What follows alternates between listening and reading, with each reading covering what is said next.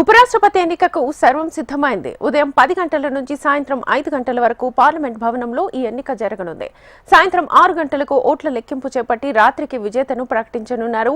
NDA అభ్యర్థిగా CP Radhakrishnan, India కూటమి అభ్యర్థిగా సుప్రీంకోర్టు మాజీ న్యాయమూర్తి జస్టిస్ బి సుదర్శన్ రెడ్డి పోటీలో నిలిచారు.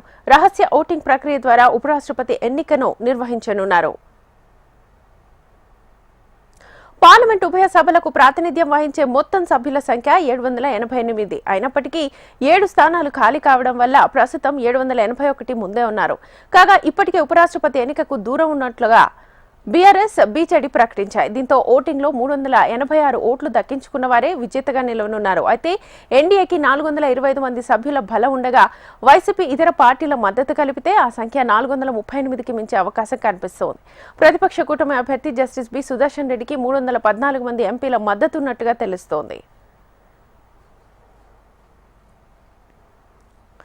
ఉపరాష్ట్రపతి ఎన్నిక రహస్య బ్యాలెట్ విధానంలో జరుగుతుంది. పార్టీలు తమ సభ్యులకు విప్ చేయకూడదని ఎన్నికల సంఘం స్పష్టమైన ప్రకటన చేసింది. ఎంపీలు తమకు నచ్చిన అభ్యర్థికి ఓటేసే అవకాశం ఉన్నప్పటికీ అందరూ ఇప్పటికే పార్టీల వారీగా మద్దతును ప్రకటించారు.